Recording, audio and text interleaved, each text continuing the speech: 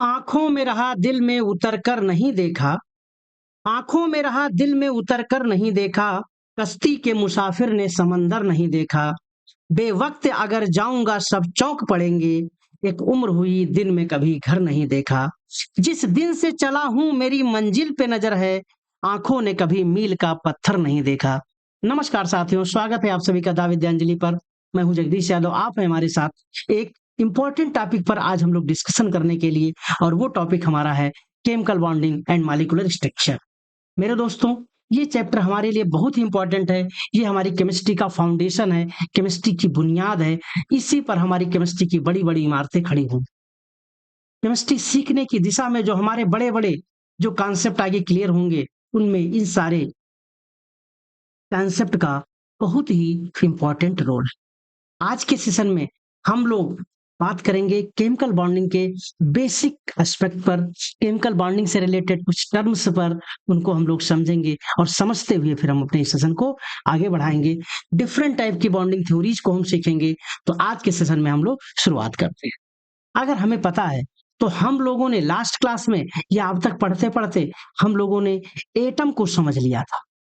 हम लोगों ने एटम को समझ लिया था, और एटम से हम लोग मॉलिक्यूल बनाने की जो प्रोसेस है, इस पर आज हम लोग स्टडी करेंगे। एटम से मॉलिक्यूल बनाने की प्रोसेस ही तो केमिकल बॉन्डिंग है। और जब केमिकल बॉन्डिंग होती है तो मॉलिक्यूल बनता है, और फिर उस मॉलिक्यूल का स्ट्रक्चर क्या है। यानी यही दो मेरे टॉपिक इस चैप्टर में पढ़ने हैं। अगर हम इतना समझ पा रहे हैं तो हम बहुत अच्छे से जानते हैं कि बहुत सारे सब्सटेंस होते हैं जो सेम या डिफरेंट टाइप के एलिमेंट से मिलकर के बने होते हैं। ये भी हम लोगों ने समझा था। हम एटम भी समझ चुके थे कि एटम हमारा एक स्फेरिकल पार्ट है, जिसके सेंटर में न्यूक्लियस होता है, उसके अराउंड इलेक्ट्रॉन रिवॉल्व करते रहते हैं। और जब हम मॉलिक्यूल की बात करें तो मॉलिक्यूल को लेकर के एक बेसिक सी बात आपको क्लियर होनी चाहिए कि जो हमारे मॉलिक्यूल है वो फ्रीली एग्जिस्ट करते हैं। मॉलिक्यूल में बहुत सारे एटम्स आपस में कंबाइन होते हैं, लेकिन ये पूरा कॉम्बिनेशन एक सिंगल केमिकल स्पीशीज की प्रॉपर्टी शो करता है। और जब मॉलिक्यूल बनने में जो एटम है वो सेम भी हो सकते हैं या डिफरेंट एटम भी हो सकते हैं। इस तरह की बात हम लोग सीख चुके थे। और जब हम एटम से मॉलिक्यूल बनने की बात करते हैं तो मॉलिक्यूल क्या है? Combination of atom. Atom combine हो जाए। हम आपको बहुत अच्छे से समझाए थे एक कॉन्सेप्ट, टू लड्डू और लड्डू टू। आपके एटम, जब दो एटम यहाँ पर हैं, दो लड्डू हैं, बट दोनों लड्डू आपस में जुड़े नहीं है, फ्री हैं, ये अलग अलग हैं, तो ये सिचुएशन कहलाती थी एटम। और जब लड्डू टू की बात करते थे तो दोनों लड्डू आपस में कंबाइंड हो गए हैं, आपस में कंबाइंड हो गए हैं, एक बड़ा लड्डू है ये, तो इसको हम कहते थे मॉलिक्यूल।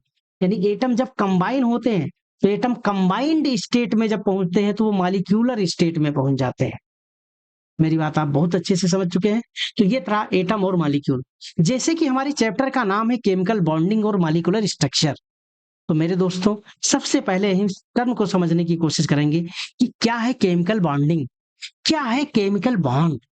मेरे दोस्त, अगर आप उसे डिफाइन करना चाहो तो ये रहा डिफिनीशन केमिकल बॉन्ड। समझ पा रहे हैं?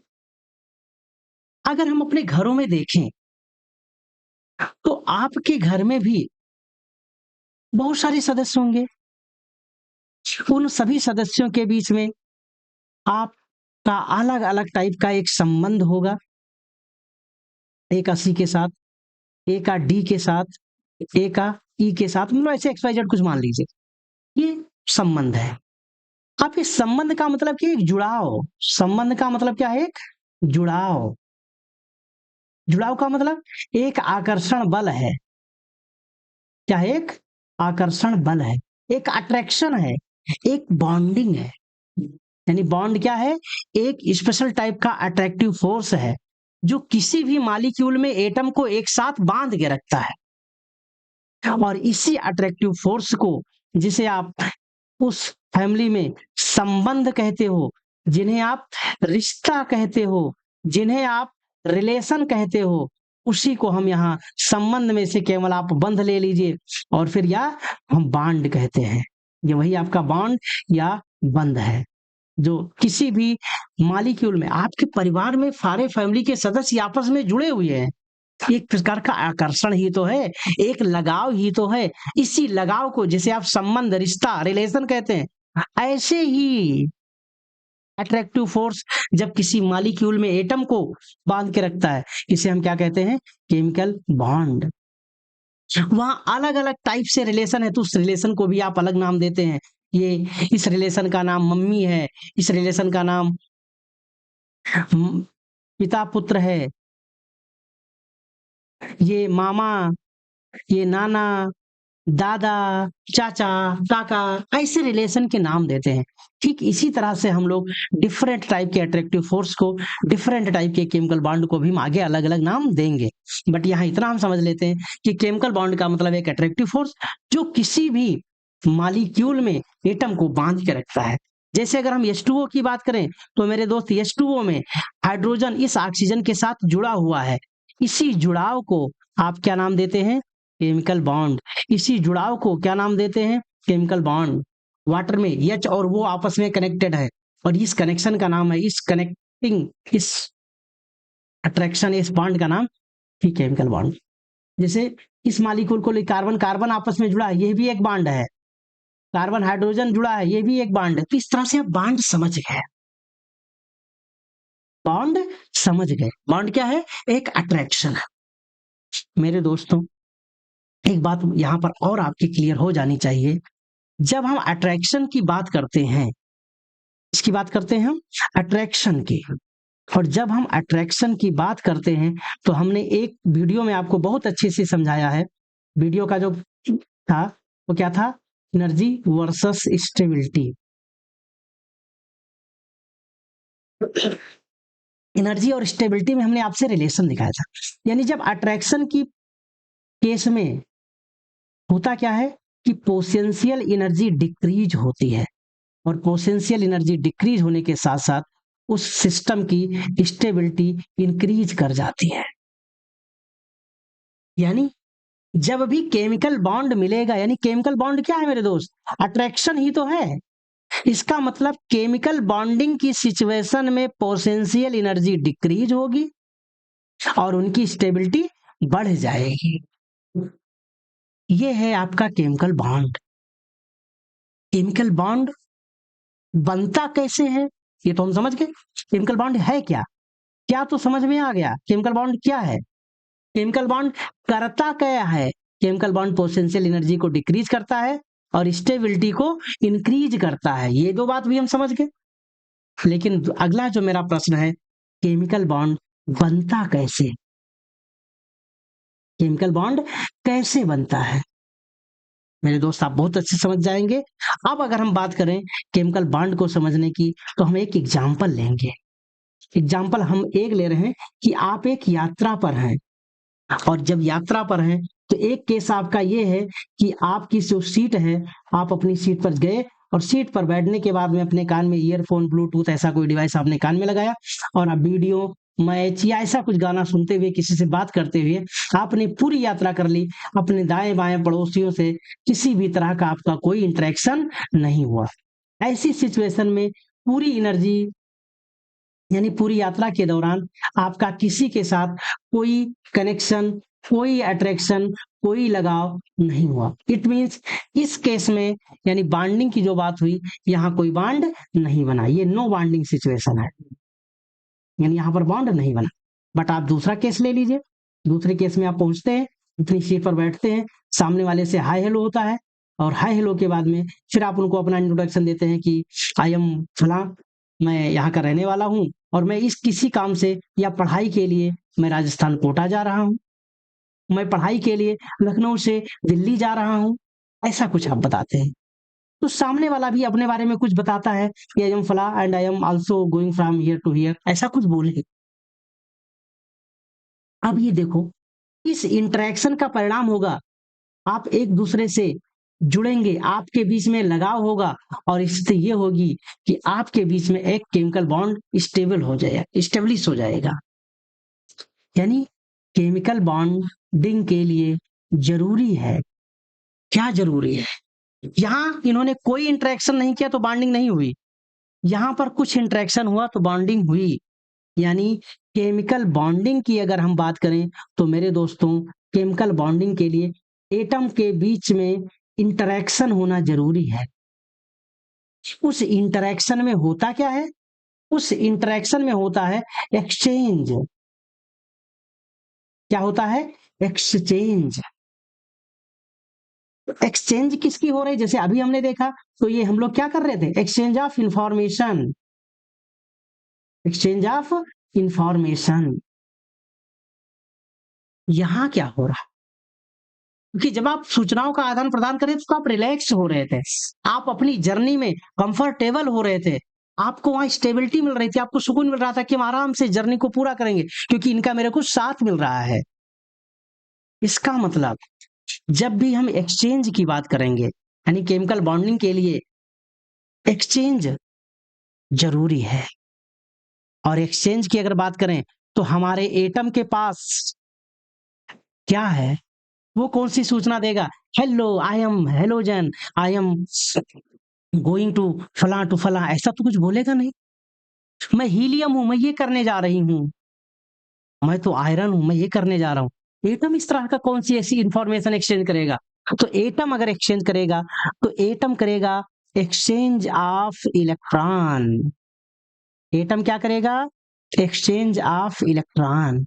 इलेक्ट्रॉनिक एक्सचेंज होगा और उस इलेक्ट्रॉनिक एक्सचेंज का परिणाम होगा कि दोनों एटम के इस इंटरेक्शन का परिणाम होगा कि ये थोड़ा रिलैक्स फील करेंगे। रिलैक्स फील करने का मतलब पोटेंशियल एनर्जी इनकी डिक्रीज होगी, यानी इनका एनर्जी का जो कंटेंट है वो डिक्रीज होगा, यानी इनके पास जो टेंशन है, जो एक तरह से जो प्रेशर है वो डिक्रीज होगा और ये स्टेबलाइज हो जाएंगे, इनको सुकून मिलेगा। मेरे दोस्त अगर एक लाइन में बताएं तो अगर केमिकल बॉन्डिंग की बात करें तो केमिकल बॉन्डिंग के बीच में दो तीन प्रोसेस होती है। एक तो exchange of electron, exchange of electron. दूसरी बात पोटेंशियल एनर्जी, पोटेंशियल एनर्जी का जो कंटेंट है वो डिक्रीज होगा और इनका सबका कंबाइंड इफेक्ट होगा कि हम एक दूसरे से जुड़ चुके होंगे, एक दूसरे के बीच में अट्रैक्शन होगा। किसी भी तरीके से आप एक दूसरे को इंटरलिंक्ड कर सकते हैं और इन सब का परिणाम होगा कि आपकी यात्रा आनंदमय होगी, यानी आप एक स्टेबल सिचुएशन में आ जाएंगे, यानी आप स्टेबलाइज हो जाएंगे। मेरे दोस्त यही सारी प्रोसेस एटम भी करता है। इसी तरह से एटम को भी सुकून चाहिए, उसका जो अल्टीमेट गोल है वो स्टेबिलिटी है। ध्यान देना, कभी कभी बच्चे क्या होते हैं कि एक पॉइंट पर अटक जाते हैं, वो इलेक्ट्रॉनिक एक्सचेंज पर ही अटक गए, ऐसा नहीं है। एटम का जो अल्टीमेट गोल है वो है स्टेबिलिटी। इस बीच में ये सारे फिनोमिनन्स होते हैं जो स्टेबिलिटी को इनहांस करते हैं।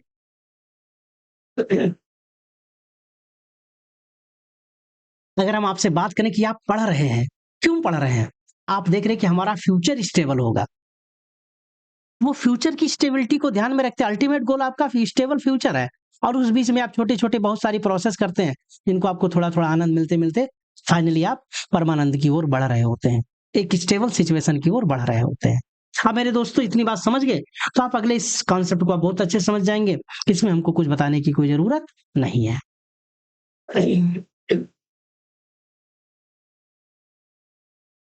अब यहाँ पर आपने देख लिया कि एनर्जी कंटेंट को डिक्रीज करता है, ये तो हमारे समझ में आ ही गया। एक ये भी गया है कि ऑक्टेट कॉन्फ़िगरेशन, ये जो अभी आपको हम बोले हैं ना इलेक्ट्रॉनिक एक्सचेंज, तो ये जो इलेक्ट्रॉनिक एक्सचेंज करते हैं, इलेक्ट्रॉन का जो आदान प्रदान करते हैं एक एटम दूसरे एटम के साथ, उसी से रिलेटेड है ऑक्टेट कॉन्फ़िगरेशन। क्या है ऑक्टेट कॉन्फ़िगरेशन? इसका मतलब हर एक एटम चाहता है कि अपने आउटर मोस्ट शेल में 8 इलेक्ट्रॉन ऑक्युपाई कर ले। कितना? 8 इलेक्ट्रॉन। तो आउटर मोस्ट शेल में 8 इलेक्ट्रॉन रखने की जो एबिलिटी है, रखने की जो चाहत है, रखने की जो टेंडेंसी है, इसको कहते हैं हम ऑक्टेट कंप्लीट करना। लेकिन फिर मेरे दोस्त इस बात का आप विशेष ध्यान रखें, एटम का जो गोल है वो है स्टेबिलिटी अटेन करना और उस स्टेबिलिटी में पोटेंशियल एनर्जी डिक्रीज होती है, अट्रैक्शन जनरेट होता है और इलेक्ट्रॉन का एक्सचेंज होता है और इलेक्ट्रॉनिक एक्सचेंज के दौरान 8 इलेक्ट्रॉन पूरे हो भी सकते हैं 8 इलेक्ट्रॉन पूरे नहीं भी हो सकते हैं, इस बात का आप ध्यान रखें। सारा फोकस स्टेबिलिटी है, आप केवल ऑक्टेट पर ही ना अटक जाए कि एटम क्यों कंबाइन होता है, ऑक्टेट कंप्लीट करने के लिए। भाई ऑक्टेट उसका सेकेंडरी पर्पज है, प्राइमरी पर्पज स्टेबिलिटी है, उसका प्राथमिक उद्देश्य स्टेबिलिटी अचीव करना है। उस स्टेबिलिटी अचीव करने के दौरान पोटेंशियल एनर्जी घटे, अट्रैक्शन हो, इलेक्ट्रॉनिक एक्सचेंज हो, उस इलेक्ट्रॉनिक एक्सचेंज में 8 पूरा हो जाए सो गुड, अगर नहीं पूरा हो रहा है तो कोई परेशानी वाली बात नहीं है। हम 8 इलेक्ट्रॉन पर ज्यादा फोकस ना करके हम इतना फोकस करेंगे कि वो स्टेबल हो। और अगर आप ध्यान दें तो 90% केसेस में आपका ऑक्टेट ही एक्सप्लेन करते हैं। भाई ऑक्टेट कंप्लीट स्टेबल हो गया, ऑक्टेट कंप्लीट स्टेबल हो गया। अब बार बार मन में आया कि 8 इलेक्ट्रॉन में ऐसा कौन सा जादू है भैया, इनको कैसे पता चला कि अगर हम 8 इलेक्ट्रॉन कंप्लीट करें तो हम स्टेबल हो जाएंगे। भैया इनके मोहल्ले में कुछ लोग रहते थे, इनके मोहल्ले में कुछ ऐसे लोग थे जिनके पास 8 इलेक्ट्रॉन था, और वो जो 8 इलेक्ट्रॉन वाले थे, इनके आउटर मोड सेल में 8 इलेक्ट्रॉन था, और 8 इलेक्ट्रॉन वाले लोग बड़े सुकून में रह रहे थे। तो इनके मन में भी आया, अगर मेरे पास काश 8 इलेक्ट्रॉन होते तो मैं भी स्टेबल हो जाता। इसलिए इनके मन में आ रहा है कि हाँ हम भी 8 हो जाएं। कुछ एक केस है जहां पर 2 में इनको मजा आ रहा है। यानी जैसे अगर आप सोच रहे होंगे कि हमको डॉक्टर बनना, हमको इंजीनियर बनना, हमको फलाना बनना, हमको ढंगाना, आप ऐसे थोड़ी सोचे हो। आपने कहीं दाएं बाएं देखा होगा, आपने सोचा होगा कि काश हम भी इनके जैसे हो जाएं, हमको भी इस तरह की स्टेबिलिटी मिल जाए, और हम स्टेबल होकर के हम अपनी जिंदगी को सुकून बना सकते हैं। तो इनके पास पड़ोस में कुछ ऐसे थे जिनका ऑक्टेट कंप्लीट था, और ऑक्टेट कंप्लीट होने की वजह से वो स्टेबल थे, तो इनकी भी इच्छा थी कि हम इनके जैसा हो जाएं तो स्टेबल हो जाएं। जैसे कि वो बाद की बात है कि स्टेबिलिटी मिलती है कि नहीं मिलती है। बहुत सारे लोगों को लगता है ये कर लेंगे हमको मजा आ जाएगा, वो कर लेंगे मजा आएगा, लेकिन जब उस स्टेप पर पहुंचते हैं तो अलग लेवल की, नेक्स्ट लेवल की प्रॉब्लम क्रिएट होती है। बट एक लेवल तक तो हम सोचते हैं हाँ ऐसा होता तो अच्छा होता। क्लियर हुई बात? अगर हम इतना समझ गए तो एक प्रश्न को हमारे आप बहुत अच्छे से समझ जाएंगे। अभी जो हम आपको बताए हैं कुछ एटम, इनमें हीलियम का तो केवल ट्रिपलेट ही कंप्लीट है, बाकी सबके 8 इलेक्ट्रॉन कंप्लीट है। और एक 8 इलेक्ट्रॉन कंप्लीट होने का मतलब इसी की वजह से स्टेबल है, और स्टेबल होने की वजह से ये केमिकली कोई कॉम्बिनेशन नहीं दिखाते, कोई केमिकल रिएक्शन नहीं करते। हालांकि अब ये कहना थोड़ा सा गलत होगा, क्योंकि आगे आप पढ़ेंगे जीनान के बहुत सारे कंपाउंड आप पढ़ेंगे, रेडान के भी कुछ कंपाउंड्स आप पढ़ेंगे, तो आप इन्हें इनर्ट ना करके ना आप नोबेल गैस सिखाएं। यानी ये केमिकली ऐसे नहीं किसी से आराम से कंबाइन कर लिए, क्योंकि इनका ऑक्टेट कंप्लीट है। तो ऑक्टेट कंप्लीट होने की वजह से किसी से कंबाइन नहीं होते। ऑक्टेट का मतलब 8 electron in outermost shell, इनके वायतम कोश में 8 इलेक्ट्रॉन। क्यों ऐसा समझ गया। अगला अगर हम पूछे तो क्यों ऐसा होता है, ये बॉन्डिंग क्यों बनाते हैं, ये एक दूसरे से क्यों कंबाइन होना चाहते हैं, तो उसका एक ही रीजन है। अगर हम बात करें बेसिक रूप से, तो अभी हम बात करेंगे ऑक्टेट कंप्लीट करना। क्यों? क्योंकि इनको ऐसा लग रहा है कि अगर हमारे 8 इलेक्ट्रॉन पूरे हो जाएंगे तो फिर हम स्टेबल हो जाएंगे, क्योंकि ये अपने पड़ोस में देख रहे हैं कुछ को जो बहुत ही स्टेबल हैं। क्यों? क्योंकि उनका ऑक्टेट कंप्लीट है। वो कौन है? वो इनके पड़ोसी ये रहे। आप इन्हें देखिए, और देखने के बाद आप सोचिए, इनका इलेक्ट्रॉनिक कॉन्फ़िगरेशन लिख करके आप चेक करिए क्या इनका ऑक्टेट कंप्लीट है, और इसी ऑक्टेट कंप्लीट होने की वजह से ये स्टेबल है। आप इसे ध्यान से देखिए, फिर आगे बढ़िए। आप लोग इसे देख लिए होंगे, और देख करके आप जान गए होंगे कि ये किस तरह से अपना ऑक्टेट कंप्लीट करके रखते हैं, और उस ऑक्टेट कंप्लीट होने की वजह से ये केमिकली इनर्ट होते हैं। ये जनरली किसी से रिएक्शन नहीं करते जनरली, लेकिन इसका मतलब ये कतई नहीं है कि कभी रिएक्शन नहीं करते हैं। कुछ स्पेशल केसेज में कुछ अक्रिय गैसेज रिएक्शन करती भी हैं, आगे चल करके हम लोग इन्हें पढ़ेंगे। अब एक क्वेश्चन और मन में आता है कि जो मॉलिक्यूल है वो क्यों स्टेबल है in comparison to individual atom. भैया एग्जांपल ले लो भैया, एक अनमैरिड पर्सन है, एक सिंगल पर्सन है, और एक मैरिड है, एक शादीशुदा आदमी है। दोनों में कौन ज्यादा स्टेबल है? वो अलग बात है, उसको स्टेबिलिटी मिलती है, लेकिन सोसाइटी ये समझती है कि शादीशुदा होने के बाद में थोड़ा सुकून मिल जाता है। ये जो सिंगल आदमी है, ये बहुत उछल-कूद कर रहा था और इसकी उछल-कूद कम करने के लिए सोसाइटी में इसके घर वालों ने, इसके रिश्तेदारों ने सोचा, अच्छा अल्लाह तुम्हारी हम शादी करवाते हैं और शादी करवाते तुम्हारा सारा दिमाग ठंडा हो जाएगा, तुम समझ में आ जाओगे। यानी सिंगल आदमी को शादी करवाने के बाद में स्टेबिलिटी इसको मिल जाती है। अब आप समझ जाते हैं कैसे, क्यों? क्योंकि जब ये अकेला था, तो ये जो पैसा कमाता था, तो इसके पास पैसा खूब था। पैसा खूब था, तो ये उड़ रहा था। मेरी बात समझ गए? थोड़ा-सा टेंशन भी इसको कम थी। तो सोसाइटी वालों ने क्या कहा, अच्छा लल्ला, अब हम तुमको क्या करवाते हैं, तुम्हारी करवाते हैं शादी। और शादी करवाते ही क्या होगा दद्दा, तुम्हारे ये जो पैसे जो तुम्हारे ढेर सारे हैं, ये पैसे खर्च करवाने वाला कोई आ जाएगा, यानी मनी धीरे-धीरे कम हो जाएगी। साथ ही साथ आपको आपके आउटर मोडसेल में कुछ छोटे नन्हे-मुन्ने और ये कुछ और एक आध प्राणी आ जाएगा, जो आपकी खोपड़ी खाता रहेगा, जिससे आपकी एक्टिविटी कम हो जाएगी। वो आदमी जो अकेले होने पर दुनिया भर हाइपर एक्टिव सिचुएशन में था, अब बेचारा चुपचाप सुबह-शाम की सब्जी लाना, वो बाकी अब आप सब समझ रहे हैं। अब ध्यान दें, सिंगल आदमी मैरिड होने के बाद में कैसे स्टेबल हो जाता है, उसकी एनर्जी डिक्रीज़ हो गई और एनर्जी डिक्रीज़ होने का मतलब हुआ कि अब उसकी एक्टिविटी कम यानी स्टेबिलिटी ज़्यादा। तो उसके पास एक ही रीज़न है, लेस एनर्जी। किसी के पास पैसा ज़्यादा, तब तक वो बहुत उछलेगा, कूदेगा। उस तरीके से आप उसका पैसा खर्च करवा दीजिए, दिमाग ठंडा हो जाएगा। पैसा नहीं होने पर दिमाग कम चलता है। समझ गए हमारी बात? तो अगर किसी एटम की एनर्जी अगर हम डिक्रीज़ कर दें, तो उसकी स्टेबिलिटी बढ़ जाएगी और जैसे एक एटम दूसरे से कंबाइन होता है, उस कॉम्बिनेशन के दौरान ही, क्योंकि जब एटम कंबाइन हो, बार-बार हम आपको बता रहे हैं, जब एटम कंबाइन होता है, इसका मतलब एटम के बीच अट्रैक्टिव फोर्स लगता है और इस अट्रैक्शन का परिणाम ही होता है कि उसकी एनर्जी जो कंटेंट है, वो डिक्रीज़ हो जाती है।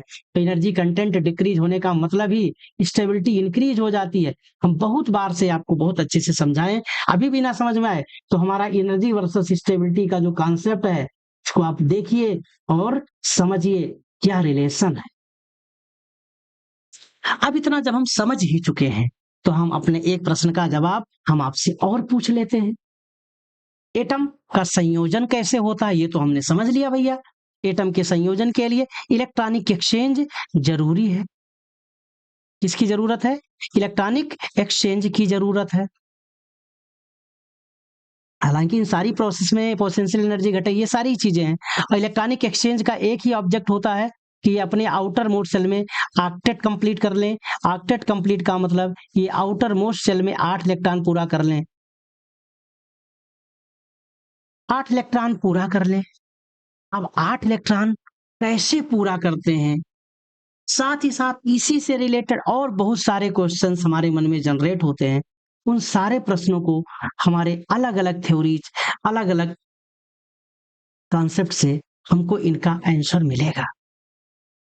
अभी अगर हम आपसे बात करें कि एटम क्यों कंबाइन होते हैं, इस प्रश्न पर हम अभी आपसे चर्चा करेंगे। क्यों तो हो ही गया है। कैसे कंबाइन करते हैं, हमको ऑक्टेट कंप्लीट करवाना है। ऑक्टेट कंप्लीट कैसे होंगे? हालांकि ऑक्टेट कंप्लीट करना किसी एटम का सेकेंडरी ऑब्जेक्टिव है। प्राइमरी ऑब्जेक्टिव स्टेबिलिटी अचीव करना है। और इन सबको समझने के लिए हमको मालूम है कि बहुत सारी थ्योरी, बहुत सारे कॉन्सेप्ट हम आगे सीखेंगे। तो फर्स्ट ऑफ ऑल आप मेरे इन 2 प्रश्नों का जवाब दीजिए और फिर उसके बाद हम अगले सेशन की ओर आगे बढ़ते हैं। अगर हम अगले सेशन की ओर आगे बढ़ें, तो 2 आंसर पा जाए। अगले सेशन में मुझे सीखना क्या है?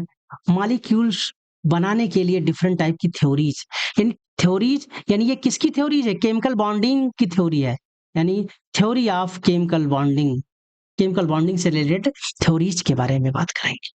अगर हम इन थ्योरीज की बात करें, तो आपके बुक में ये डिफरेंट टाइप की थ्योरीज आपको बताई गई है। कोसेल लेविस का अप्रोच क्या है? वैलेंस शेल इलेक्ट्रॉन का अप्रोच क्या है? और फिर हम आगे चलेंगे, वैलेंस इलेक्ट्रॉन पर वसेपर का अप्रोच क्या है? हाइब्रिडाइजेशन से रिलेटेड है ये। और वैलेंस बॉन्ड थ्योरी और मॉलिक्यूलर ऑर्बिटल थ्योरी, ये 4 अप्रोच है। इसमें हम अपने हिसाब से इसको अलग टाइप से इसे अरेंज करके, इनके अरेंजमेंट आपके हैं, लेकिन हम लोग जो अपने क्लास में पढ़ेंगे, वो हम इस सीक्वेंस में पढ़ेंगे। पहले हम क्या पढ़ेंगे? कोशेल और लेविस का अप्रोच क्या है, फिर उसके बाद हम लोग पढ़ेंगे वैलेंस बॉन्ड थ्योरी, फिर उसके बाद हम पढ़ेंगे हाइब्रिडाइजेशन, फिर हम पढ़ेंगे वसेपर थ्योरी, फिर लास्ट में हम क्या पढ़ेंगे, मॉलिक्यूलर ऑर्बिटल थ्योरी। तो मेरे दोस्त, जैसा कि हमारा पहला प्रश्न अभी बचा ही था कि कैसे जोड़ते हैं, ऑक्टेट कंप्लीट करना पड़ता है, ऑक्टेट कैसे कंप्लीट होता है, इस शब्द से हमारा क्वेश्चन हुआ था। उसके लिए हम आपको बताएं कि हमको डिफरेंट टाइप की थ्योरीज पढ़नी होगी। इन थ्योरीज में हम आगे बढ़ें उससे पहले हम कुछ टर्म्स को समझते हुए चलते हैं ताकि हमको समझने में और आसानी होगी। और वो पहला टर्म है वैलेंसी। क्या है ये? वैलेंसी। ये शब्द आप बहुत बार सुने होंगे, बहुत बार आपने इसे समझने की कोशिश की होगी और आप समझ भी गए होंगे। वैलेंसी, संयोजकता, संयोग करने की क्षमता। तो मेरे दोस्त, आपको हम एक छोटी सी स्टोरी सुनाते हैं, और वो छोटी सी स्टोरी ये है कि आपसे हम ये पूछते हैं कि जनवरी के बाद कौन सा महीना आता है? फरवरी आता है। ये कौन सा क्वेश्चन है? जनवरी के बाद आता है भैया फरवरी। ठीक, जनवरी के बाद आप पहुंच गए भैया फरवरी।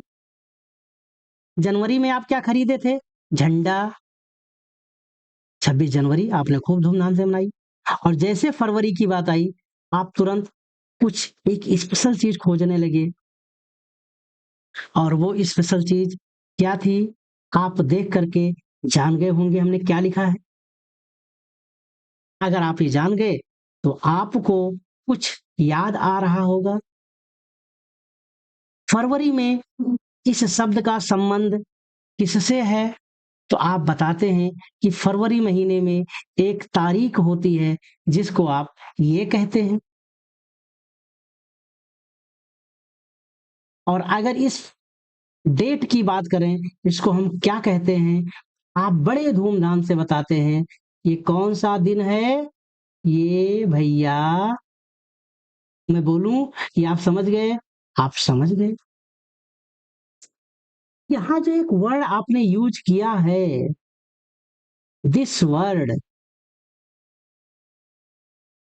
इस वर्ड का मतलब क्या होता है मेरे दोस्त? इस वर्ड का मतलब होता है to combine. To combine, to combine का मतलब जुड़ने की बात हो रही है।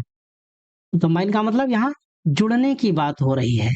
और इसी वर्ड को जब हम आगे चलते हैं तो आगे ये मॉडिफाइड हो जाता है। ये वर्ड वैलेंटाइन कन्वर्ट हो जाता है वैलेंसिया वर्ड में। और इस वैलेंसिया का जो मॉडिफाइड वर्जन है, इस वैलेंसिया का मॉडिफाइड वर्जन है, आप समझ गए होंगे क्या? वैलेंसी। तो क्या मुझे वैलेंसी को समझाने की जरूरत है? यानी वैलेंसी क्या है? कंबाइनिंग कैपेसिटी है। क्या ये? Combining capacity of an atom. किसी भी एटम की कंबाइनिंग कैपेसिटी को रिप्रेजेंट करता है वैलेंसी। और जब अगर हम वैलेंसी समझ जाएं तो एक एटम का दूसरे एटम के साथ संयोग करने की जो क्षमता है उसे हम क्या बोलते हैं? वैलेंसी। क्या मुझे बताने की जरूरत है? कंबाइनिंग कैपेसिटी किसकी?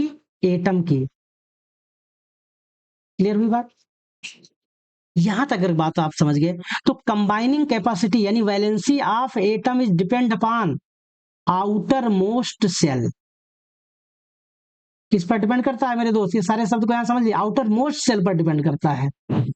और आउटर मोस्ट सेल पर डिपेंड करता है, इसीलिए आउटर मोस्ट सेल को हम बोलते हैं वैलेंस सेल। क्या आप कोरिलेट कर पा रहे हैं? हमारी जो संयोजकता होती है, किसी भी एटम की संयोजकता होती है, वो उसके वाहितम कोष पर डिपेंड करता है।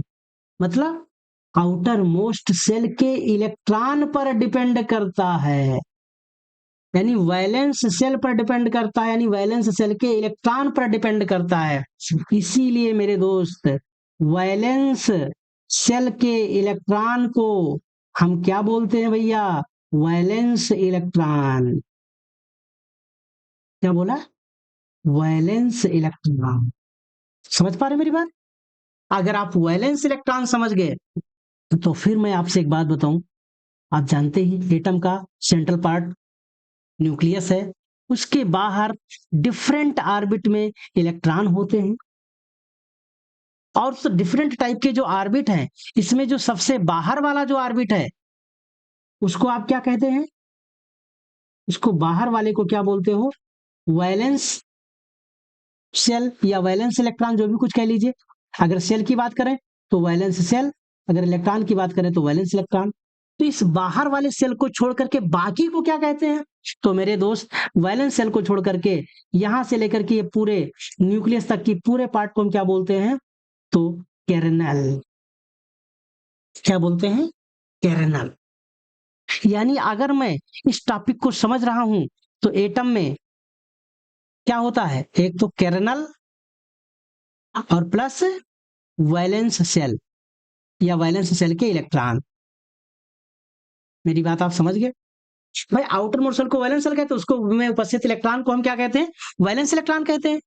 आउटर मोस्ट सेल को वैलेंस सेल और आउटर मोस्ट सेल के इलेक्ट्रॉन को वैलेंस इलेक्ट्रॉन कहते हैं। इसको आप हटा दीजिए, बाकी जो बचे वो कर्नल है, और यानी दोनों को जोड़ दीजिए तो पूरा एटम हो जाएगा। इसका मतलब हम तीन टर्म समझे। वैलेंसी क्या है, आउटर मोस्ट सेल को हम वैलेंस सेल कैसे कहते हैं, वैलेंस इलेक्ट्रॉन क्या है, और कर्नेल क्या है। क्या ये टर्म आप समझ पाए? अगर आप समझ गए तो मैं एक आपसे एक बात और पूछ लेता हूं। क्या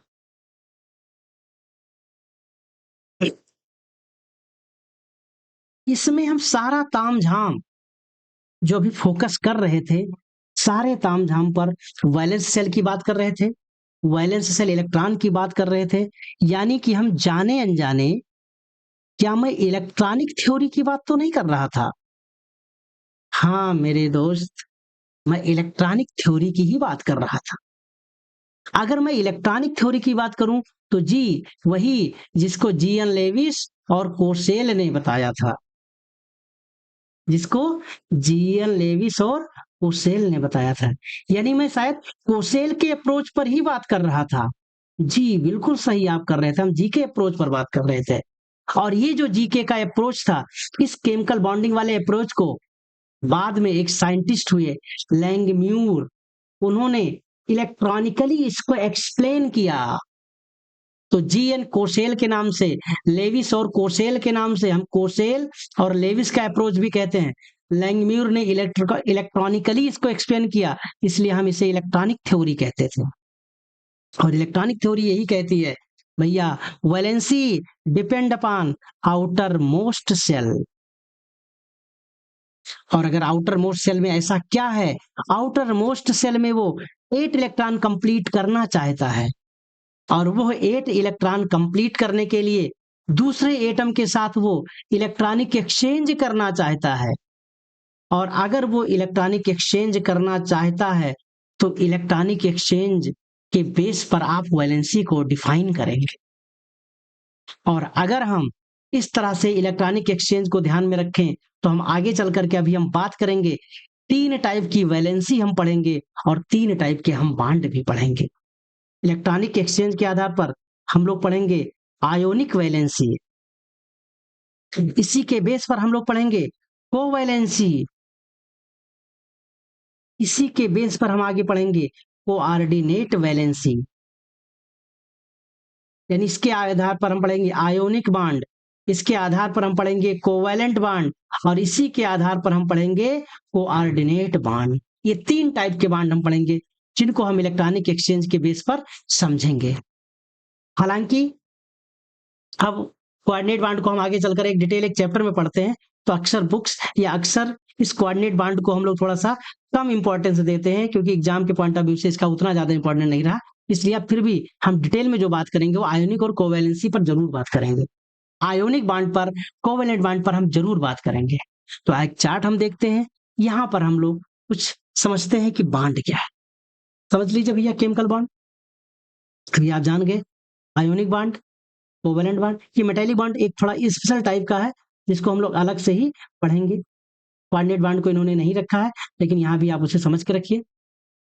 कोवैलेंट बॉन्ड हम आगे पढ़ेंगे तो पोलर और नॉन पोलर पढ़ेंगे, इस पर भी हम लोग डिस्कस करेंगे। अब हम लोग समझ चुके हैं कि बॉन्डिंग क्या है और उसको लेकर के डिफरेंट टाइप की थ्योरी, उसको भी हम बहुत अच्छे से समझ चुके हैं। और अगर हम इतनी यात्रा करते हुए पहुंच गए, यानी अभी तक जो हम डिस्कस कर रहे थे आपको बता ही दिए थे, किस अप्रोच पर बात कर रहे थे, जीएल लेविस और कोसेल के अप्रोच पर बात कर रहे थे। आप इसे समझ भी गए और समझने में ये क्लियर हो गया कि ऑक्टेट रूल पर बेस्ड है। यानी अगर मैं आपसे पूछ लूं कि ऑक्टेट रूल को किसने प्रपोज किया, तो शायद अब आपका कोई ना कोई आंसर आपके पास होगा जो कि करेक्ट आंसर होगा। क्या है ऑक्टेट रूल? 8 इलेक्ट्रॉन अपने आउटर मोस्ट शेल में पूरा करना। कैसे पूरा करना? इलेक्ट्रॉन का एक्सचेंज करके, और वो इलेक्ट्रॉन का एक्सचेंज दो तरह से इन्होंने दिखाया है, बाई ट्रांसफर या बाई शेयरिंग, और मैं एक वर्ड और यूज करूंगा कोऑर्डिनेट बॉन्ड को समझने के लिए। तो अभी मैं भी यहाँ केवल 2 ही पॉइंट पर बात करूंगा, 3 बता दिए आपको। इलेक्ट्रॉनिक एक्सचेंज 3 टाइप का होता है, जिसके आधार पर 3 टाइप की वैलेंसी हम पढ़ते हैं, जिसके बेस पर हम 3 टाइप के बॉन्ड भी पढ़ते हैं। तो क्या है वो तीनों बेसिस? ऑक्टेट कंप्लीट करने के लिए हम 3 तरीके से इलेक्ट्रॉनिक एक्सचेंज करते हैं। वो 3 तरीका, वो जो 3 तरीके से, ये जो 3 स्टाइल है वो हम समझ लेते हैं। पहला तो हम समझ ही गए, दिस वन इज फर्स्ट। इसको हम क्या बोलेंगे? Complete transfer of electron. और जैसे कंप्लीट ट्रांसफर होता है, यानी क्या हुआ, लो मैंने तुमको दिल दिया, क्या याद करोगे, जो दे दिया सो दे दिया। यहाँ कंप्लीट ट्रांसफर की बात हो रही है। और ये है आपकी आयोनिक वैलेंसी। इसको एक अलग नाम भी देते हैं, इलेक्ट्रोवैलेंसी। क्या नाम देते हैं? इलेक्ट्रोवैलेंसी। अगला है आपका mutual sharing of equal number of electron. Mutual sharing of equal number of electron, equal number of electron, ये आपका है कोवैलेंसी। इससे आपका मिलेगा कोवैलेंट बॉन्ड। और अगला है डोनेशन। कहना बहुत अच्छा नहीं होगा, तो यहां भी हम कह सकते हैं डोनेशन। इस शब्द पर आप मत जाइएगा, आगे हम डिटेल में कॉन्सेप्ट को क्लियर कर देंगे, तब आपका जो मन करेगा वो नाम रखिएगा, बट अभी मैं डोनेशन कह के आगे चल रहा हूं। इससे आपका बनेगा कोऑर्डिनेट बॉन्ड। इससे आपका बनेगा कोऑर्डिनेट वैलेंसी, होगा कोऑर्डिनेट वैलेंसी या कोऑर्डिनेट बॉन्ड। अगर आप इतनी 3 बात समझ गए तो इन तीनों को सोचना है, समझना है। हम ये कैसे बताएंगे कि कंप्लीट ट्रांसफर का क्या मतलब होता है, हम ये कैसे बताएंगे कि इसको हम कैसे फाइंड करेंगे कि ये क्या होने वाला है। मेरे दोस्त, मैं आपसे कुछ क्वेश्चन पूछ रहा हूं, मैं आपसे कुछ डिस्कशन में कुछ ऐसी बात करूंगा और आपको बिल्कुल क्लियर हो जाएगा। लेकिन यहाँ 2 टर्म को हम अच्छे से समझने के बाद ही आगे बढ़ेंगे। बात यहां हो रही थी अभी कंप्लीट ट्रांसफर की, कंप्लीट ट्रांसफर की। जब कंप्लीट ट्रांसफर की बात होती है, यानी एक एटम है दूसरे एटम के साथ में, ये अपने इलेक्ट्रॉन को कंप्लीटली इसको ट्रांसफर कर दे रहा है। वही अभी आपको बोले यहाँ, दे दिया सो दे दिया। और जैसे ही इस इलेक्ट्रॉन का कंप्लीट ट्रांसफर इसके पास होगा, तो ए ने अपना इलेक्ट्रॉन कंप्लीट ट्रांसफर कर दिया, तो ए के ऊपर आ जाएगा पॉजिटिव चार्ज और बी के ऊपर आ जाएगा निगेटिव चार्ज। अब यहाँ पर जो इलेक्ट्रॉन इसने ट्रांसफर कर दिया, जो इलेक्ट्रॉन बी के पास पहुंच गया, अब ये 100% इस पर इंफ्लुएंस बी का है। ए ने अपना इलेक्ट्रॉन दे दिया, तो अब इसका इस इलेक्ट्रॉन पर कोई इंफ्लुएंस नहीं है। हाँ, अब इसकी वजह से इस पर आ जाएगा पॉजिटिव चार्ज, इसके ऊपर आ जाएगा निगेटिव चार्ज। पॉजिटिव चार्ज आ जाएगा तो आपको बहुत अच्छे से पता है क्या बनता है, कैटायन। और निगेटिव चार्ज आ गया तो क्या बनता है, एनायन। यानी हिंदी में बोलो, एनायन का मतलब ऋणायन और कैटायन का मतलब धनायन। यानी यहाँ क्या बनेंगे, धनायन और ऋणायन बनेंगे। और धनायन और ऋणायन पर आवेश कौन सा होता है, धनायन पर धनावेश और ऋणायन पर ऋणावेश। और आप खूब जानते हैं जो अपोजिट चार्ज हैं वो एक दूसरे को अट्रैक्ट करते हैं, यानी अपोजिट चार्ज में एक स्पेशल टाइप का अट्रैक्शन लगेगा, और इस अट्रैक्शन का मतलब ही तो केमिकल बॉन्ड है।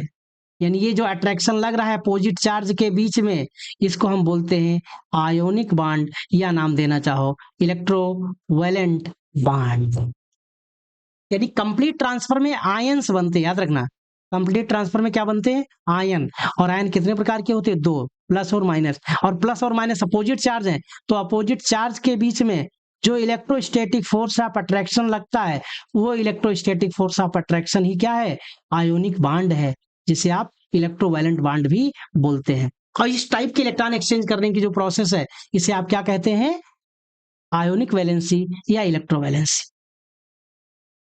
अगला आपका है म्यूचुअल शेयरिंग। म्यूचुअल शेयरिंग क्या है? साझेदारी की बात कर रहे हैं। साझेदारी का मतलब क्या है? तुम अगर साथ देने का वादा करो, शेयरिंग। अब शेयरिंग की बात हो, मानकर चलो कि भैया इंपॉर्टेंट बात यह है कि मुझे एक बुक चाहिए और ये बुक मिल रही है 100 रुपीज की। अब क्या करते हैं, हमारे पास तो लोग हैं ए और बी, 50 रुपए हमने, हमारे पास भी 50 रुपए हमारे पास भी, हम दोनों क्या किए, आपस में शेयरिंग कर लिए। और ये 50-50 को हमने मिला करके क्या कर दिया, 100 कर दिया। और ये 100 रुपए की फिर जाकर के हमने इस बुक को परचेज कर लिया। अब ये बुक का मतलब ये 100 रुपीज है, जिसको हम दोनों ने शेयर किया है, तो बराबर की शेयरिंग होगी। तो इस बुक पर दोनों का बराबर का अधिकार होगा, यानी इस बुक पर, यानी इस 100 रुपीज पर दोनों के बराबर अधिकार होंगे। बराबर अधिकार का मतलब दोनों एटम के न्यूक्लियस का बराबर इन्फ्लुएंस होगा। अगर हम ये बात कहें, ये जो आपकी बुक है, ये बुक एक ही है, कहोगे हाँ एक ही है। अगर मैं बुक कहूं कि ये बी की है, हाँ ये बी की है।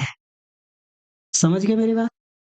यानी जब हम 50-50 रुपए जब आपस में मिलाए, और जैसे हमने 100 रुपीज की, तो 100 रुपीज आपका ये शेयर्ड रुपीज है, ये साझे में लिया गया पैसा है। ये बुक आपकी शेयर्ड है, इसका मतलब इस पर दोनों का बराबर अधिकार है। अब वो बाद की बात है, कल कोई बेईमानी कर लेकर चला जाए, वो अलग बात है। बट जब बांड हुई है, जहां वो तय है, जो नियम है वो यही है कि इक्वल राइट हो, दोनों का इक्वल इन्फ्लुएंस हो। अब इस पर भी अलग अलग वेरिएशन होते हैं, जिसको हम लोग बात करेंगे। अब आप कह रहे हो कि हम ये कैसे पता करेंगे कि इसके बीच में क्या होगा क्या नहीं होगा? तो सीधा सीधा सा मतलब है, आपको बहुत अच्छे से पता है, आप देखकर पता कर लीजिए। जैसे आपके पास दो एग्जाम्पल हम लेते हैं भैया। आपके पास क्या है, 10 रुपए, किसी के पास क्या है, 90 रुपए। आप चाहते हो कि 100 रुपया पूरे हो जाए, तो वैसे भी जनरल सी बात है, तुमको चाहिए कितने, 90 रुपया। किसको चाहिए कितना, 10 रुपया, और तुम दोनों हो। क्या होगा, ए को 90 रुपया दे दें, ये अच्छा है, या बी को 10 रुपया दे दें, ये अच्छा है। और इन दोनों के कॉम्बिनेशन में क्या होगा, ये कहेगा यार तुम हमारे 10 रुपए लो और तुम ही अपना 100 रुपया पूरा कर लो। हालांकि इसके पास भी कुछ होगा, उसके हिसाब से ये भी कर लेगा, केवल 10 ही थोड़ी है, मान लो इसके पास 110 होगा, अभी हम आगे समझेंगे। बट यहाँ इस तरह से समझ लीजिए आप, 99 का चक्कर समझ लीजिए। एक और 99 में एक किस तरफ जाएगा, 99 की तरफ जाएगा, 100 पूरा करने के लिए। ऐसा नहीं होगा कि 99 एक की तरफ आए, तो ये 99 का चक्कर है। अगर आपको 99 का चक्कर समझ में आता है, तो समझो आपको आयोनिक बांड समझ में आ रहा है। 99 का चक्कर समझ रहे ना, एक आदमी था, 1 रुपये लिए था, सामने किसी के गले में 99 रुपया रखा, तो सोचता था हमारा 100 हो जाए, तो 99 को बुला रहा था। झटके में 1 रुपया गिरा, इसके साथ चला गया और इसका 100 पूरा हो गया। इसको कहते हैं 99 का चक्कर। भैया ये हम कैसे डिपेंड करेंगे, और ये सारा मामला किस पर डिपेंड करता है, हम पूरे की बात नहीं कर रहे, ये सारा मामला आउटर मोस्ट सेल की बात हो रही है। अंदर क्या हो रहा है, अंदर पर हम ज्यादा फोकस नहीं करेंगे, कर्नेल पर हम फोकस नहीं करते हैं, हम बात कर रहे हैं वैलेंस सेल की। और मैं कुछ पूछ लूं आपसे, हम बात करें, आप समझ जाएंगे भैया क्या होने वाला है, आयोनिक होगा कि क्या होगा। हम एक एग्जांपल लिए, ए और बी है, आउटर मोस्ट सेल के इलेक्ट्रॉन की हम बात कर रहे हैं भैया। और आउटर मोस्ट सेल के इलेक्ट्रॉन का मतलब हम वैलेंस इलेक्ट्रॉन की बात कर रहे हैं, और इसके पास वैलेंस इलेक्ट्रॉन 1, बी के पास वैलेंस इलेक्ट्रॉन 7। आप समझ पा रहे होंगे कि ये अपना एक इलेक्ट्रॉन इसको देगा, यानी ए पर आ जाएगा क्या, 1+, और बी पर आ जाएगा 1-। ए के ऊपर है 1 इलेक्ट्रॉन, बी के पास है 6 इलेक्ट्रॉन। अभी भी कॉम्बिनेशन क्या होगा, ए को ही देना पड़ेगा, बस 2 ए आकर किसको दे देंगे। समझ पा रही, समझ, ऐसे कर लेते चलो 2। ए के पास 2 इलेक्ट्रॉन, बी के पास 6 इलेक्ट्रॉन। अब ये अपना दोनों इलेक्ट्रॉन ए बी को दे देगा, तो ये पर आ जाएंगे 2+ और बी पर आ जाएगा 2-। उसका उल्टा 3-3, इसके पास 5। अब क्या है भैया, अब सिचुएशन ये आएगी कि अपना 3 इलेक्ट्रॉन इसको दे दे, तो ए पर आ जाएगा 3+, बी पर आ जाएगा 3-। ऐसा सोच सकते हैं। दूसरा केस ले लेते हैं कि ए के ऊपर है 1, बी के ऊपर है 6, अभी आपको बता रहे थे। इसको चाहिए 2 इलेक्ट्रॉन, ये कह रहा हम 1 दे देंगे, तो क्या करें भैया, आप ए 2 ले आओ, तो ये ए वो भी अपना 1 इलेक्ट्रॉन इसको दे देगा, एक ये भी अपना 1 इलेक्ट्रॉन इसको दे देगा। इस तरह से बी को मिल जाएंगे 2 इलेक्ट्रॉन, यानी बी पर आ जाएगा आपके पास 2-, और ए अपना 1 इलेक्ट्रॉन देगा, तो ए के ऊपर आ जाएगा 1-, क्योंकि द्वितीय है तो द्वितीय माइनस इस तरह से आप लिखोगे। ऐसे अगर हम देखें ए के ऊपर और बी के ऊपर, ए के आउटर मोस्ट शेल में 2 इलेक्ट्रॉन है, बी के आउटर मोस्ट शेल में 5 इलेक्ट्रॉन है। अब कैसे संभव, ये चाह रहा भैया हमको 3 चाहिए, ये कह रहा भैया हम 2 ही दे पाएंगे, तो ऐसा करो तुम 3 आ जाओ, तो ये भैया 3 जन अपना 2-2 इलेक्ट्रॉन देंगे, तो ये देंगे तो 2 ही कुल मिलाकर देंगे, ए ही ये देंगे 2 इलेक्ट्रॉन +2, बी लेगा 3 इलेक्ट्रॉन -3। अब ये आपस में कंबाइन होकर के 3A और 2B आपस में मिलकर के अपना जुगाड़ लगा करके इनको 6 इलेक्ट्रॉन मिल जाएगा और अपना बैलेंस कर लेंगे A3 B2। यानी आप इस इलेक्ट्रॉनिक गैप को देख करके आप पता कर सकते हैं कि कौन देने वाला है कौन लेने वाला है। क्योंकि अगर ए की बात करें, इसको अष्टक पूरा करना तो या तो 7 ले या फिर 1 दे, तो भैया 1 देना आसान है इन कंपैरिजन टू 7 लेना। बी की बात करें तो बी के पास ऑप्शन है या तो अपना 1 इलेक्ट्रॉन किसी से ले या 7 इलेक्ट्रॉन किसी को दे। तो वैसे समझ लो भैया, तुम्हारे पास 10 रुपया, एक के पास 90 रुपया, किसका 100 रुपया पूरा होना आसान है, तो 10 वाले से कहो भैया 90 वाले को 10 रुपए दे दीजिए और ऐसे में उसका 100 रुपया पूरा हो जाए। तो यही प्रोसेस होगा, तो जो देगा उसके ऊपर प्लस चार्ज और जो नहीं देगा, जो लेगा उसके ऊपर नेगेटिव चार्ज। यहां तक हम समझ गए। लेकिन दूसरा केस अगर हम समझ लें, और दूसरा केस अगर हम समझ पाते हैं, तो आप ये भी समझ लीजिए कि अगर मैं अब अगला केस ले लूं, ए और बी, इसके पास 4 है, इसके पास भी 4 इलेक्ट्रॉन है, अब कौन किसको दे, अब कौन किसको नहीं देगा। अब भैया ए कहेगा कि दद्दा ऐसा है कि तुम 4 रुपए तुम लाओ, 4 रुपए हम लाए, हम दोनों मिला करके कर लिए 8, अब ये 8 हमारे भी और अब ये 8 आपके भी, यानी इनके बीच में 4 इलेक्ट्रॉन की शेयरिंग होगी। क्या हो जाएगा मेरे दोस्त, 4 इलेक्ट्रॉन की शेयरिंग हो जाएगी। अगला एग्जांपल ले लो, एक 5 है और 5 है, इनके पास 5 इलेक्ट्रॉन है, तो कितने की कमी है, 3 की। तो ऐसा करो भैया, हम 2 इलेक्ट्रॉन अपने पास रखते हैं, 3 हम लाते हैं शेयरिंग के लिए। ऐसा करो तुम भी अपना 5 इलेक्ट्रॉन में 2 अपने पास रखो और 3 ले आओ शेयरिंग पर, और 3-3 शेयरिंग करा लेंगे, हो जाएगा 6। तो 6 ये और 2 अपने वाले 8 हमारे हो गए, और 6 वो और 2 अपने वाले 8 इलेक्ट्रॉन ये हो गए। क्या आप ये समझ पा रहे हो क्या कहा जा रहा है? अगर आप समझ पा रहे हैं तो बहुत अच्छी बात है, और आप बहुत अच्छे से आप इसे समझ भी पा रहे हैं। अगला एग्जाम्पल हम ले लेते हैं। अगले एग्जाम्पल की अगर हम बात करें तो अगला एग्जाम्पल आपका है कि जैसे 6 ले लो, शेयरिंग में इतना ध्यान देना है कि कितने की कमी है, जितने की कमी है उतने की शेयरिंग करवा दो, लफड़ा खत्म। जितनी की शेयरिंग आप ले लीजिए भैया, ए और बी के बीच में, इसके पास 7 इलेक्ट्रॉन है, इसके पास 7 इलेक्ट्रॉन है, कितने की कमी है, 1 की। तो भैया ऐसा करो, क्या हमने कहा भैया ए और ए तुम्हारे पास 7 है, तुम 6 अपने पास रखो और 1 इलेक्ट्रॉन ले आओ साझा के लिए। तुम्हारे पास भी 7 है, तुम 6 अपने पास रखो और 1 ले आओ साझा के लिए। तो साझे में कितने इलेक्ट्रॉन हो गए, 2। अब साझे पर दोनों का बराबर अधिकार, तो 6 इसका ये और 2 इस साझे वाले, दोनों मिलाकर इसके 8 पूरे, 2 ये और 6 इसके अपने वाले, दोनों मिलाकर 8 पूरे। तो जितने की कमी उतने की शेयरिंग करेगा। अब आप ये भी बता सकते हो 6 और 6 वाले में कितनी की शेयरिंग, कितनी की शेयरिंग भैया, 2-2 की शेयरिंग है, 2 कोवेलेंट बॉन्ड बनाएंगे।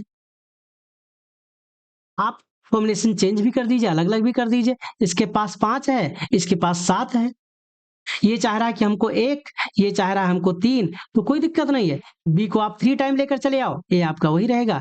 तो ये 3 इलेक्ट्रॉन की शेयरिंग करेगा और ये 1 इलेक्ट्रॉन की शेयरिंग करेगा, और इस तरह से ए के साथ में 3 बी आपस में कनेक्ट हो जाएंगे। वो हम आगे भी सीखेंगे ही, कोई दिक्कत। जब हम शेयरिंग की बात करते हैं, जैसे हम शेयरिंग की बात करते हैं, तो शेयरिंग का मतलब कोवैलेंट बॉन्ड, और कोवैलेंट बॉन्ड को हम एक डैश से रिप्रेजेंट करते हैं। इससे रिप्रेजेंट करते हैं डैश से। जब दो एटम के बीच में एक ऐसे डैश दिख जाए, समझो कि ये कोवैलेंट बॉन्ड है। कौन सा बॉन्ड है ये? कोवैलेंट बॉन्ड है। ए सिंगल हो तो आप सिंगल कोवैलेंट बॉन्ड, ऐसा भी होगा दो एटम के बीच में 2 बॉन्ड लग जाएं तो ये 2 कोवैलेंट बॉन्ड है, जिसे आप डबल बॉन्ड भी बोल सकते हो। आप 3 बॉन्ड भी मिल सकते हैं तो ये ट्रिपल बॉन्ड है, 3 कोवैलेंट बॉन्ड हो गए।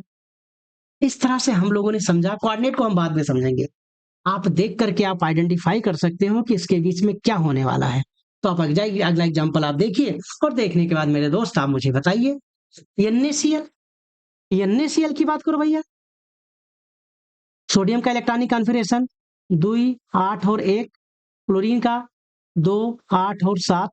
समझ जाइए भैया, सोडियम के आउटर मोस्ट शेल में 1 इलेक्ट्रॉन, क्लोरीन के आउटर मोस्ट शेल में 7 इलेक्ट्रॉन। इसको बेचारे को 1 की कमी है, इसके आउटर मोस्ट शेल में 1 एक्सेस है। सोडियम अपना 1 इलेक्ट्रॉन इसको दे देगा, ले जाओ भैया। Na ने 1 इलेक्ट्रॉन दिया तो Na पर आ गया प्लस, Cl ने 1 इलेक्ट्रॉन लिया, Cl पर आ गया माइनस, आपका बन गया NaCl। और मेरे दोस्त यहाँ क्या हुआ? इलेक्ट्रॉन का कंप्लीट ट्रांसफर, और कंप्लीट ट्रांसफर ऑफ इलेक्ट्रॉन। इसका मतलब NaCl में कौन सा बॉन्ड है? आयोनिक बॉन्ड है। ये कौन सी वैलेंसी है? आयोनिक वैलेंसी है। क्या आप समझ गए? मुझे पूरा भरोसा है आपको बहुत अच्छी से समझ में आ गया होगा। देख लीजिए यहाँ से, जैसे इन्होंने 1 इलेक्ट्रॉन दिया, 2 और 8 हो गया।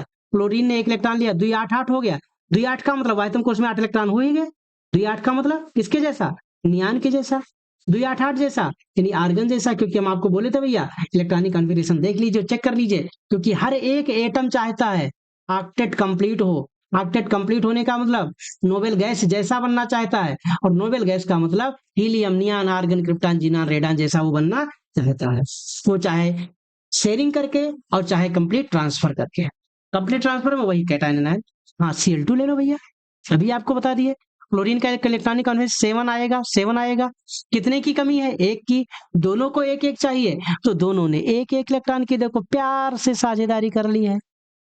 तुम अगर साथ देने का वादा करो, देखो भैया, तो हम भी अपना अष्टक पूरा कर लेंगे। देखो भैया, समझ गए? अष्टक पूरा हुआ, और जैसे ही अष्टक पूरा हुआ, दोनों आर्गन की तरह बिहेव करने लगे, दोनों नोबेल गैस जैसे हो गए। और ऐसा करते समय दोनों Cl ने कितने इलेक्ट्रॉन की शेयरिंग करी? 1 1 इलेक्ट्रॉन की शेयरिंग। इसका मतलब दोनों Cl के बीच में सिंगल बॉन्ड बना है, और आपका बन गया Cl2। क्या आप समझ पा रहे हो? क्या मैं आपको कुछ होमवर्क दे दूं?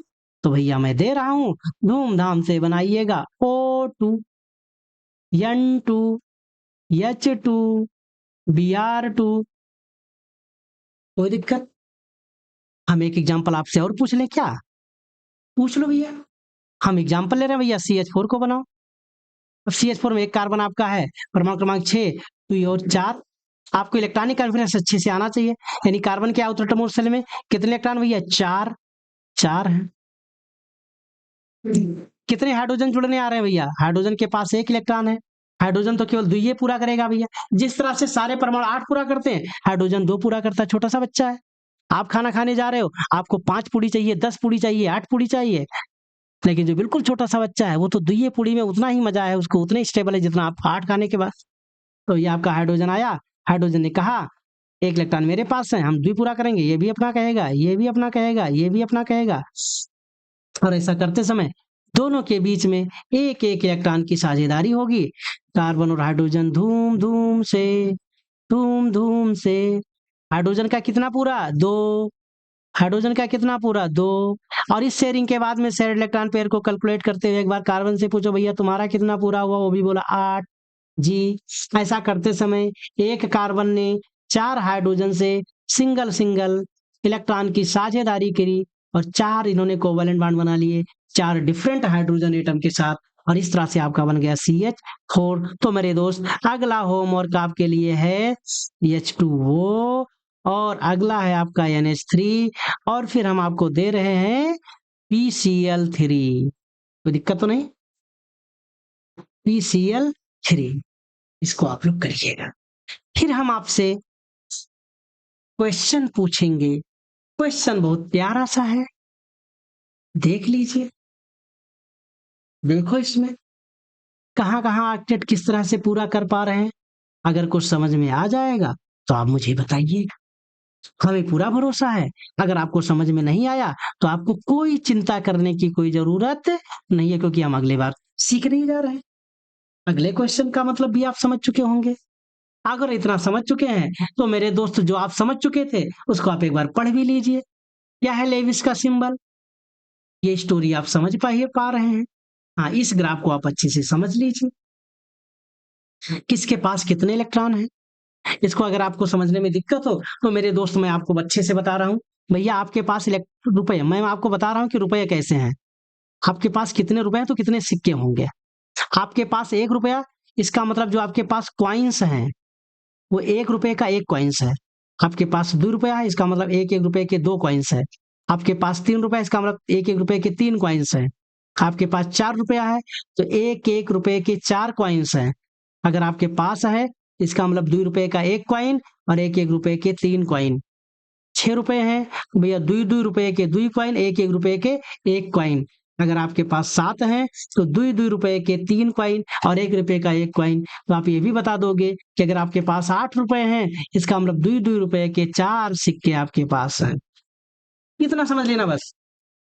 अब कहो ये क्या कह रहे हो। हाँ मेरे दोस्त, एक वर्ड यहाँ समझ लीजिएगा, क्योंकि मैं आगे आपको बताने वाला हूँ।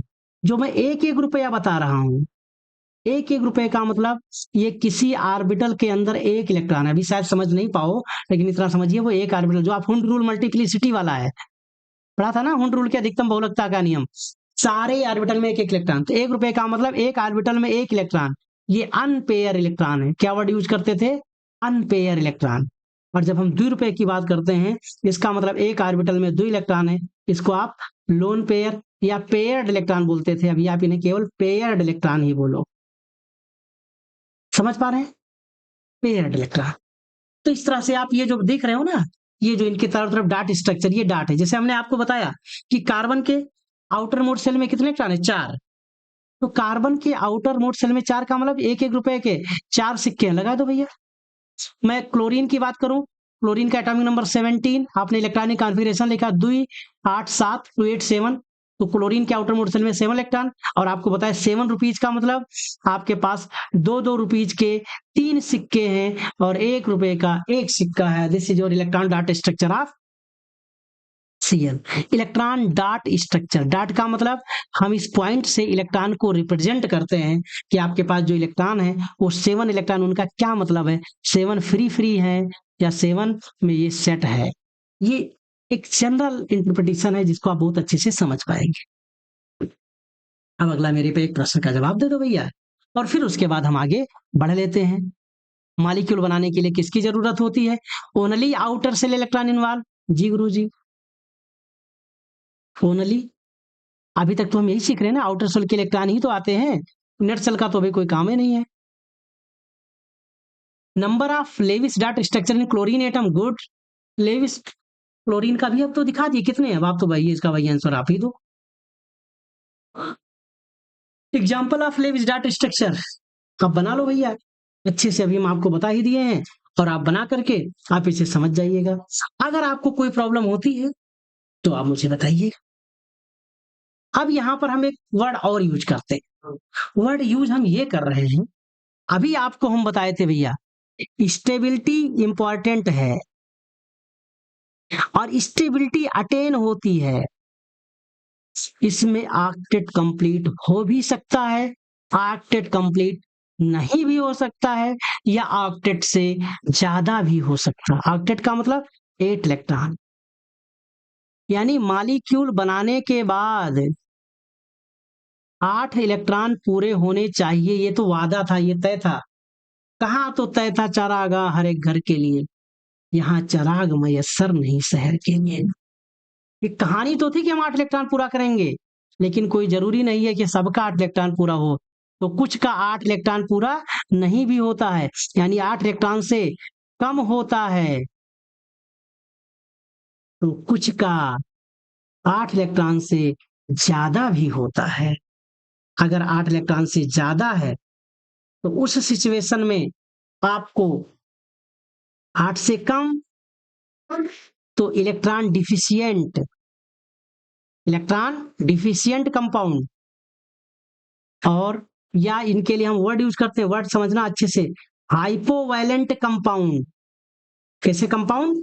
हाइपोवैलेंट, न्यून संयोजी यौगिक। और जिनका 8 से ज्यादा है, 8 से अधिक है, उनको आप बोलते हैं हाइपर वैलेंट कंपाउंड। मेरे दोस्तों, बहुत अच्छे से आप समझ पा रहे हैं, और इसलिए केमिकल बॉन्डिंग फाउंडेशन है। आप इसमें 2-4 मिनट का वीडियो देख करके आप ये मत परेशान हो कि 2-4 मिनट में देखो क्या क्लियर होगा। इसलिए बड़ा वीडियो बन रहा है, आपको परेशान नहीं होना, क्योंकि एक कॉन्सेप्ट है। और अगर ऐसा है तो आप प्यार से देख ही रहे हैं, क्योंकि मैं देख भी रहा हूं कि भले हमारे वीडियोज पर व्यूज कम आते हैं, बट वॉच आवर हमको खूब मिलता है। ये देख करके मुझे बहुत अच्छा लगता है। आप भले ही नंबर ऑफ व्यूज कम है, बट वॉच आवर से हम बहुत ही संतुष्ट हैं। अगला आप देखिएगा, कॉन्सेप्चुअल क्वेश्चन भी आपसे पूछ लिए। BeCl2 को आप बनाइएगा, क्या देखो भैया 8 इलेक्ट्रॉन पूरा है कि नहीं पूरा है। PCl5 को बनाइएगा तो 8 इलेक्ट्रॉन पूरा है कि नहीं पूरा है, आप देखिएगा और देख करके फिर मुझे बता दीजिएगा। CO3 को भी बनाइएगा, नहीं बनेगा वो मुझसे पूछ लीजिएगा। फिर अगला क्वेश्चन आ रहा है, किसी के लेविस डॉट स्ट्रक्चर से आप कैसे पता करोगे भैया वैलेंसी। तो आपको बता दिया भैया 8 इलेक्ट्रॉन पूरा करना है, और 8 इलेक्ट्रॉन पूरा करने के लिए जितने इलेक्ट्रॉन का लेन देन करेगा, जैसे क्लोरीन नाइट्रोजन के वाइटम कोर्स में 5 इलेक्ट्रॉन है, 8 पूरा होने में 3 की कमी, तो वैलेंसी 3 है। फ्लोरीन की बात करें, आउटर मोड सेल में 7 इलेक्ट्रॉन का मतलब कितने की कमी? 1 की कमी। नियान, आउटर मोड सेल में 8 इलेक्ट्रॉन पूरे है, तो उसको कुछ करने की जरूरत है नहीं, इसकी वैलेंसी 0। भाई कंबाइनिंग कैपेसिटी है, तो मेरी जरूरत ही नहीं है बॉन्ड बनाने की, तो मैं क्यों बनाऊंगा? 8 इलेक्ट्रॉन मेरे पूरे हैं। 7 हैं, 1 की कमी है, तो एक वैलेंसी हमारी होगी, चाहे वो एक हम किसी से लें या किसी से साझा करें, वो बात की बात है। सोडियम की बात करो, सोडियम के पास एक 2 8 1 यही तो आएगा, इलेक्ट्रॉनिक एटॉमिक नंबर 11 2 8 1, यानी वो अपनी वैलेंसी को रिप्रेजेंट करने के लिए, यानी अपने आप का ऑक्टेट कंप्लीट एक इलेक्ट्रॉन का एक्सचेंज करेगा किसी तरीके से। तो वैलेंसी वर्ड हमेशा एक पॉजिटिव इंटीजर है, लेकिन जो चार्ज लगाते हो +1 -1, ये उसके चार्ज हैं जिनको हम ऑक्सीडेशन नंबर यूज करते हैं। अक्सर बच्चे कंफ्यूज होता जाते हैं ऑक्सीडेशन नंबर और वैलेंसी में। वैलेंसी ऑफ नाइट्रोजन हम यहाँ देख ही लिए, अभी समझ चुके होंगे, कोई दिक्कत? याद रखना, वैलेंसी एक इंटीजर वैल्यू है, 2 3 4 1 0 कुछ भी होगा, बट ऑक्सीडेशन नंबर में 0 होगा, माइनस में भी होगा, प्लस में भी होगा, और यहां तक कि आपको फ्रैक्शन में भी मिलेगा। तो ऑक्सीडेशन नंबर जब हम चार्ज के साथ रिप्रेजेंट करते हैं, जैसे अगर हम क्लोरीन की बात करें, तो क्लोरीन के आउटर मोड सेल में 7 इलेक्ट्रॉन है, तो 1 इलेक्ट्रॉन का लेन देन करेगा, तो 1 इलेक्ट्रॉन लेगा, तो 1 इलेक्ट्रॉन इसकी संयोजकता बोलेंगे तो 1, लेकिन ऑक्सीडेशन नंबर बोलेंगे तो 1 इलेक्ट्रॉन जब लेगा तो Cl पर आएगा -1 चार्ज, तो ऑक्सीडेशन नंबर होगा -1। ऑक्सीजन वाहितम कोष में 6 इलेक्ट्रॉन, 2 इलेक्ट्रॉन की कमी है, तो 2 इलेक्ट्रॉन का एक्सचेंज करेगा। अब ऐसे में संयोजकता तो 2 हुई, बट 2 इलेक्ट्रॉन ये लेगा, और लेने के मामले में इस पर आएगा 2 माइनस चार्ज, और जब 2 माइनस चार्ज आएगा तो ऑक्सीडेशन स्टेट -2 हो जाएगा। तो दोनों में डिफरेंस है वैलेंसी और ऑक्सीडेशन नंबर में। अगला क्वेश्चन आपका है, इसको आप देखिए, क्या ये ऑक्टेट कंप्लीट कर रहा है या ऑक्टेट कंप्लीट नहीं कर रहा है। अगर ऑक्टेट कंप्लीट नहीं कर रहा है तो ऑक्टेट रूल से ये भिन्नता दिखाता है, और इसे आप देखिए, इसका आंसर दीजिए। मेरे दोस्तों, बड़े धैर्य के साथ, पूरे मजे के साथ, पूरी एनर्जी के साथ आप हमारे साथ तक इतनी लंबी यात्रा की, इसके लिए आपको बहुत बहुत आभार, बहुत बहुत धन्यवाद। थैंक यू, शुक्रिया, धन्यवाद।